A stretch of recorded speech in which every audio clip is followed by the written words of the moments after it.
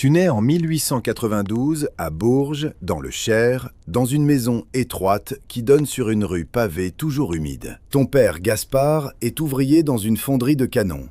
L'usine Schneider sous-traite des pièces pour les arsenaux et il rentre le soir avec les mains noires et les poumons qui sifflent. Ta mère, Solange, fait des ménages chez les notaires du quartier haut. Tu es fils unique. C'est une enfance sans beaucoup d'argent, mais pas dans la misère totale.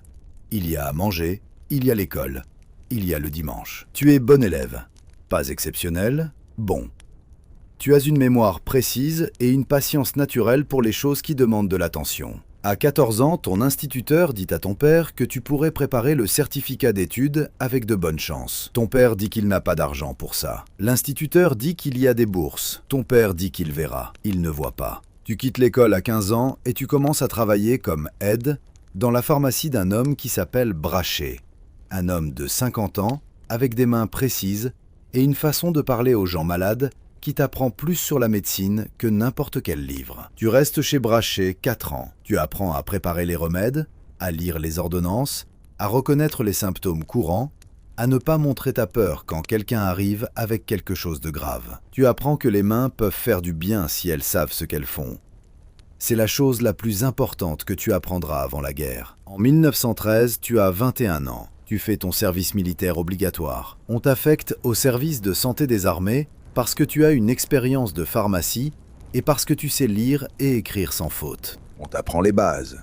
Pansement, garrot, injection antitétanique, transport des blessés sur civière, désinfection à la teinture d'iode, reconnaissance des blessures par éclat d'obus et par balle. Le médecin-major qui dirige ta formation s'appelle Testard. Il a 40 ans. Il a fait la campagne du Maroc. Il parle aux soldats infirmiers comme à des adultes capables d'apprendre. Il dit une chose que tu ne seras jamais en mesure d'oublier. Un infirmier qui ne sait pas trier les blessés selon leur urgence ne sauve personne. Il épuise ses forces sur des morts en devenir, pendant que les survivables crèvent faute de soins. Trier, c'est le mot central. Trier signifie décider qui vit et qui attend. Tu n'as pas encore compris ce que ça veut dire en pratique. En août 1914, la guerre commence. Tu as 22 ans. Tu es mobilisé immédiatement. On t'affecte au 38e régiment d'infanterie, groupe de brancardiers divisionnaires, secteur de la Marne, puis de l'Aisne. Les premières semaines sont chaotiques, d'une façon que personne n'avait prévue. Pas les généraux, pas les médecins-majors, certainement pas toi. Le service de santé des armées, en 1914, est préparé pour une guerre de mouvement de 6 semaines maximum. Une guerre comme celle de 1870. Il n'est pas préparé pour ce qui arrive. Les premières batailles de la Marne, en septembre 1914, produisent des milliers de blessés en quelques heures. Les postes de secours sont submergés. Les brancards manquent. Les pansements manquent. La morphine manque. Tu vois un médecin-major opérer pendant 18 heures d'affilée sans s'arrêter.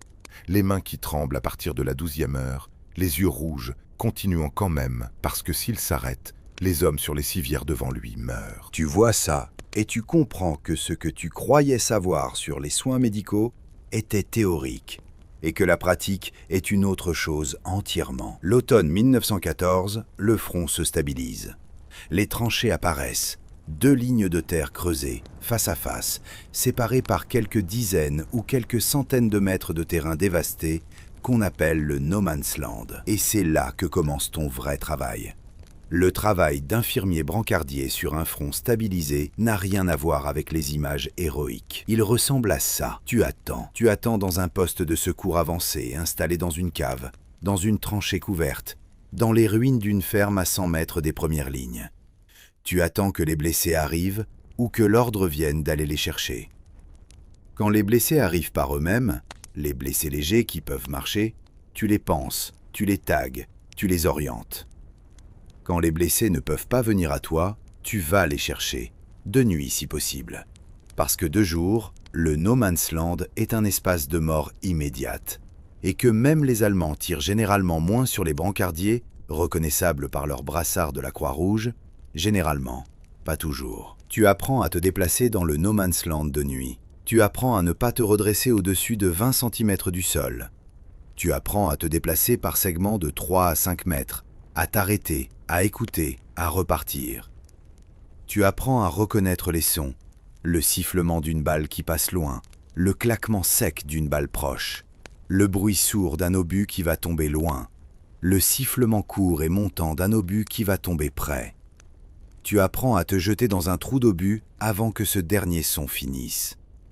Tu apprends à faire tout ça en portant un brancard avec un homme dessus, avec un autre brancardier de l'autre côté du brancard.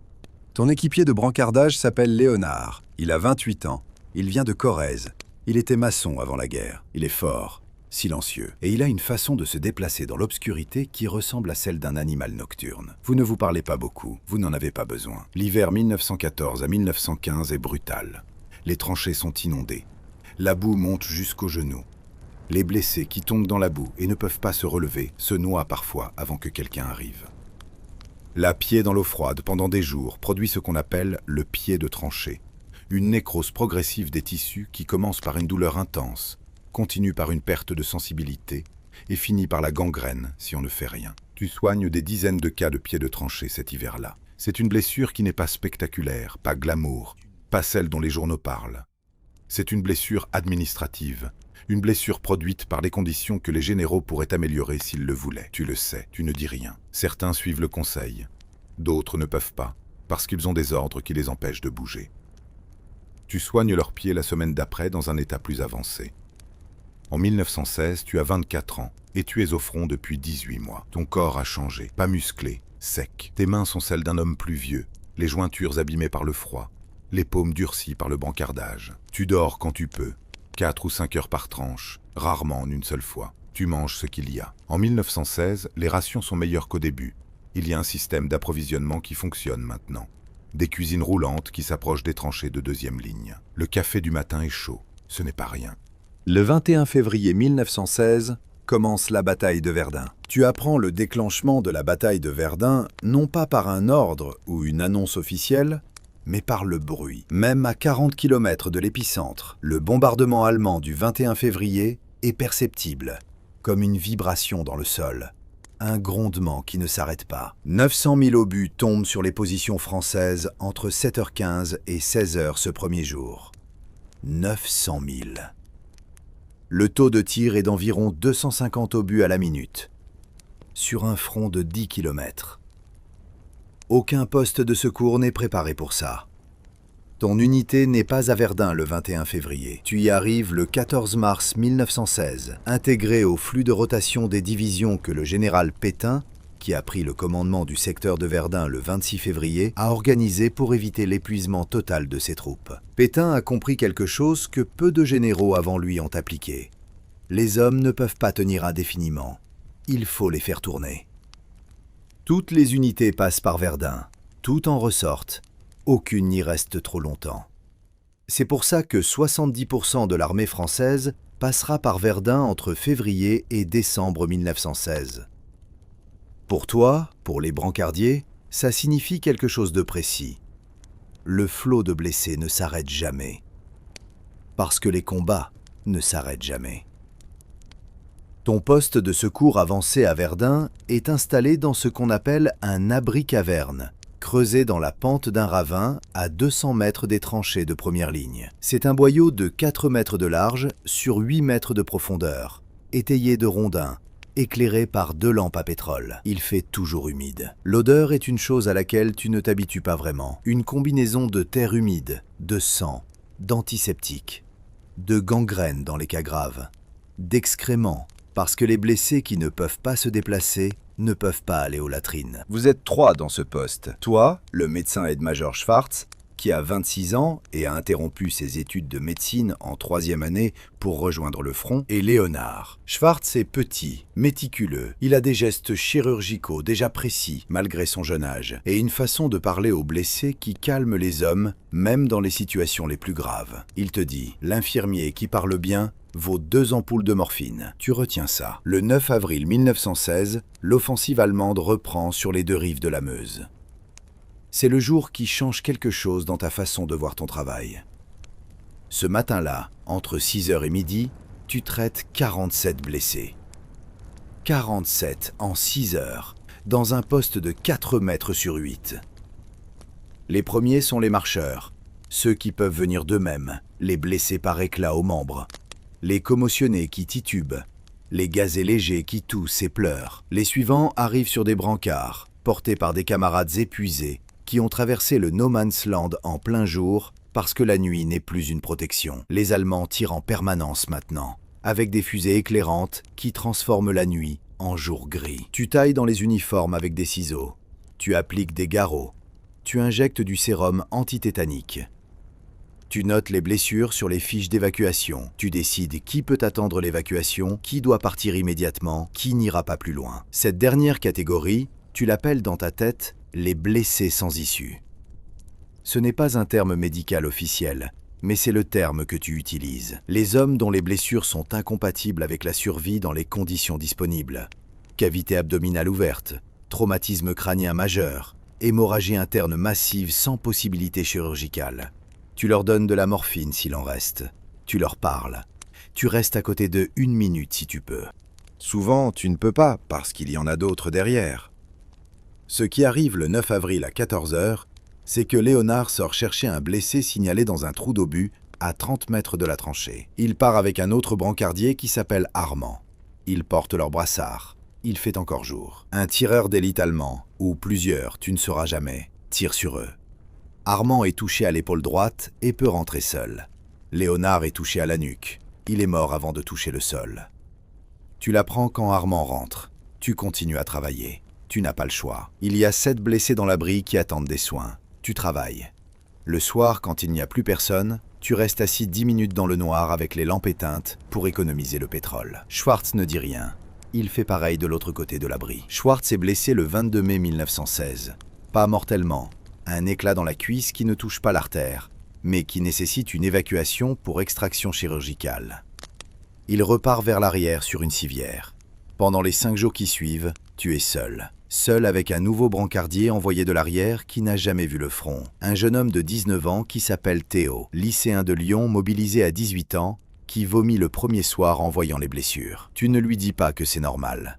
Tu lui donnes une tâche précise. Tenir les lampes, noter les noms, maintenir les garrots en place, des choses mécaniques, des choses qui occupent les mains et permettent de ne pas penser. Tu opères le poste seul pendant 5 jours. Tu prends des décisions que normalement un médecin doit prendre.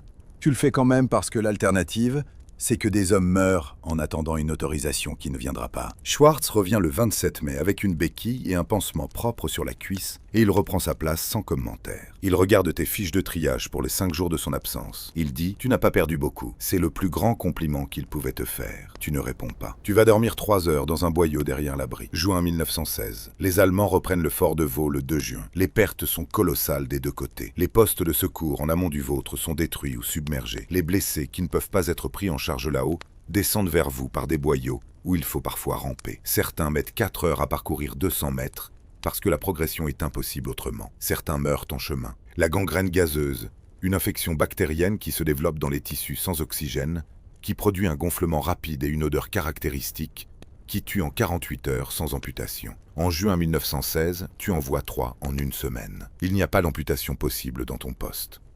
Tu stabilises du mieux que tu peux et tu évacues aussi vite que possible. Parfois, le camion ambulance met 48 heures avant de pouvoir accéder à ta position.